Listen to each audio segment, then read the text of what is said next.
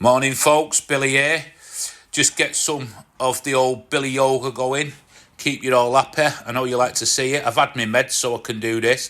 If I haven't had my meds, I've got no chance, trust me. So there you go, look at that. If you're watching, all you fitness freaks out there, you know, you might learn a thing or two off me. Right, let's fire the old Makita up. So I'm measuring this wood here. This is 6x1 wood. It's pine. It's not exactly scrap wood. I'm not going to say it's scrap wood, but I just thought I'd show you this project because it is super beginner friendly and you can make an healthy return on it, profit.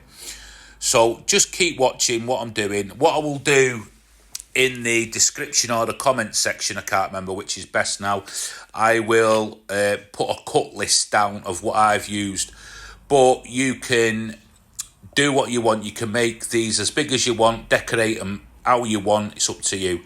Little Stanley there, you just seen, he's feeling a bit better today. He has been a bit not well. He's had sore legs and been very, very sick. But he's back to good. I knew he would be. So I'm just going in here, cutting this wood up. Nothing special to see really. And I'm just making sure I get everything bang on level. This has got to be everything millimetre perfect. So if you're doing this project, just take your time and make sure everything is millimetre perfect, because it's all about the square with this and the look of it. If it's out a bit, the final project, you'll just see it, totally see it. If it's got one bit of lean on it or anything like that, you're going to notice. I'm just still waiting to get this workshop area sorted out. I'm waiting for builders. They've let us down during the week. They were supposed to fit French doors, as you're looking at the green wall there. And they call what a performance that was. I don't know what it is. What's it like getting work people in your area? Because where I am down here in Derbyshire, it's a nightmare.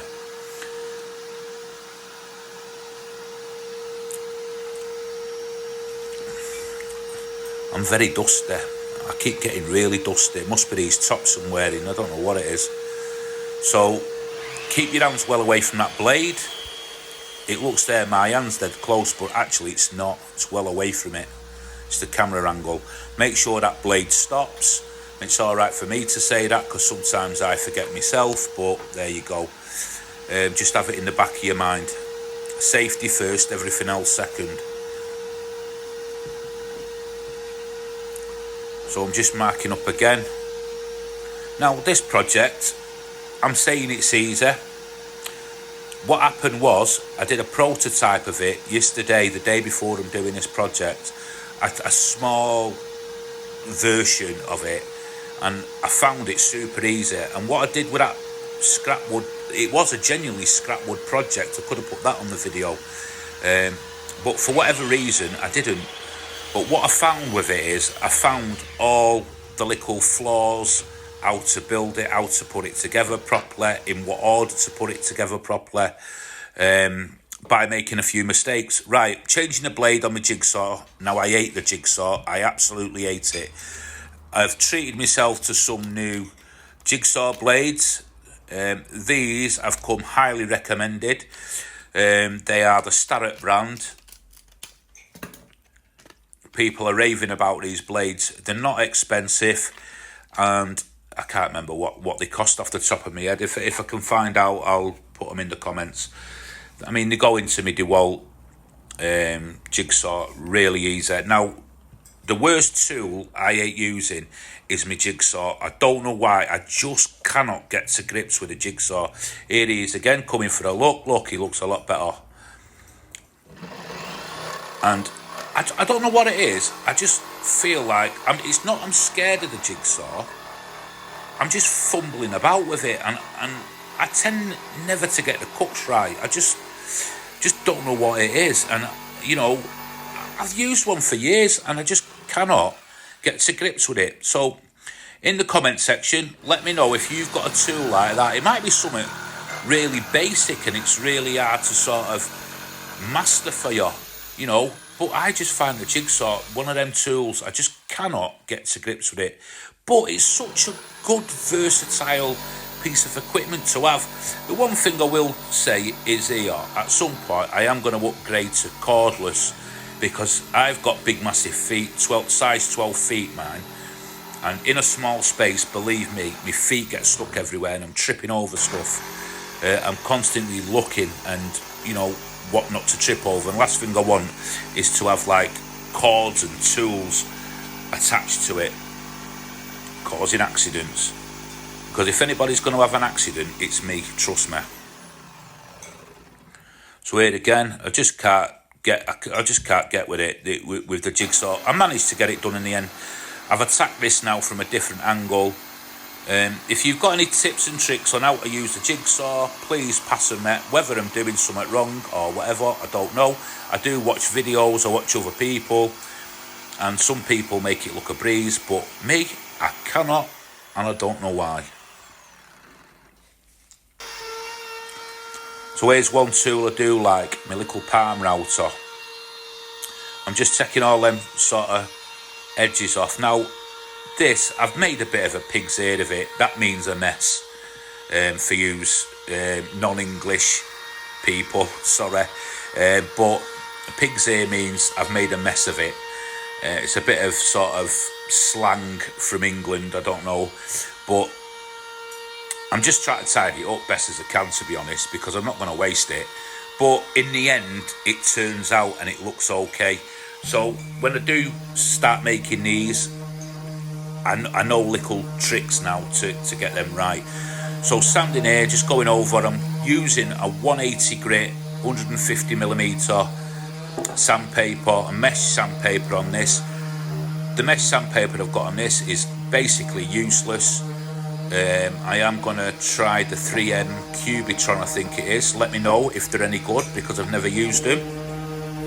But the sander itself, this Max T, is superb. It makes sanding and your life really easy. I got it off Amazon. Go and have a look on Amazon. Max T 150mm sander. This is the 5.0, so it's the stroke action. I think the science behind it is its stroke action is longer, and then you can get the 2.5, which is for more finer furniture. I might be wrong, I might be right, I don't know, but that's what I believe it to be. But it works perfect for me. So again, as I ask everybody every week, let me know where you're all from. It's nice to know where you're all from. Say hello. If I catch any comments, I will answer you back.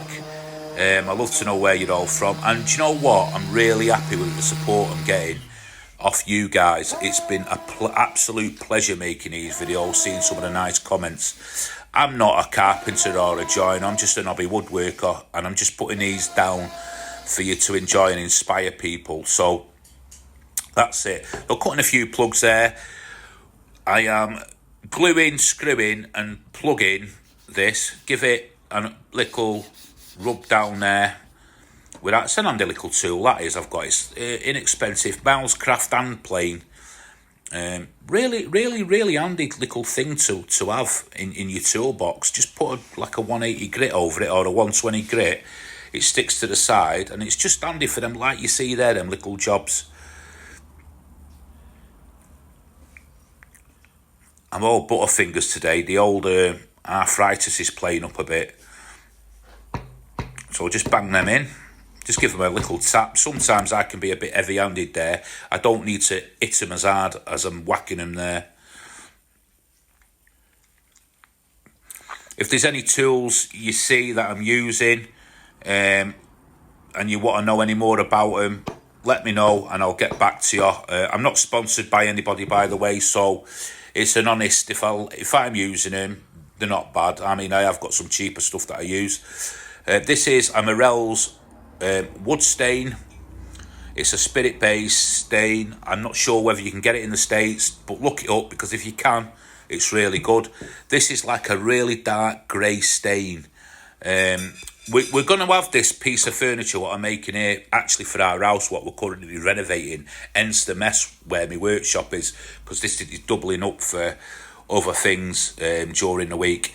And speaking of like during the week and that, what I'm going to do, I'm going to try and get a video out on a Wednesday evening round about between 7 and 8 p.m. UK time, and on a Sunday evening between sort of 7 and 9 p.m. UK time. Just so there's at least 2 videos going out a week, and if I can get more out, I will do. That's this easy woodworking with scrap thing I'm doing. The antique one, that's a little bit different. So here again, I'm just checking for square, making sure everything's square. Take your time, make sure it's 100% square, because it will show up. And this is when I go back to saying earlier about millimetre perfect, because it will really help with the square. Do you think I talk a lot? If you think I talk a lot, tell me, and I'll try and dumb it down a bit. But here I go again, my old screwdriver, power screwdriver there. I've had that for about 10 years. Got it from a place called Screwfix in England, bit like a big box store, what you guys in the States see. But all the lads watching in England now will know it. It's a grey, I forget the name of it now. While I'm doing this video, my mind's gone blank. So just give it a little tap over with a sander. Like I say, I love that little sander. And I don't know what it is, like, I don't know if it's me because of my arthritis in my hands, and I just find that really easy to hold. It's really hot here today. The glue is playing up severe. It's the glue. It's really warm. This is another little handy gadget, this. I got this from Screwfix as well. But here's Shelley now, what she's doing, she's just going over it where I've had to sand back a bit in certain places to get it looking right, and over plugs and stuff. So just going over it with a stain again, and it doesn't go blotchy, this stuff.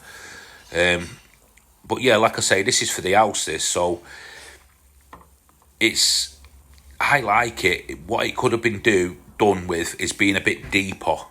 If I'm perfectly honest, I made this out of 6x1. Maybe I should have made it out of 8x1 or 10x1. But it's like ideal for the space I need it for. Now she's putting a multi-surface lacquer on protection coat here by a company called Polyvine. I know that the worldwide, this company, we find this the best one. But other people use different things. So whatever you want to use, I just thought I'd share that one with you. And here it's finished. It's a display case. Now, this could be anything, really. It could be a bookcase. I like this, freestanding. It could be a bit deeper. This is actually going to be pinned back onto the wall a little bit so it won't fall with it being so narrow and, like, deep, if that makes sense. But the feet worked out really well. Everything's handmade on it. You could turn these over. They're so quick to make. Spend a bit of time. Speed will come. You could batch them out. But just look at that. I mean, I've put a few little bits on there. I'm not an interior designer or anything, but I've just put little bits on there to show you, give you the versatility of it. And there's the little prototype I made the day before, made out of 3/4 inch plywood. And that learned me a lot. And it's already been, somebody's already claimed it, so that's going. So anyway, what I'll say is thanks for watching, and see you on the next one. Bye.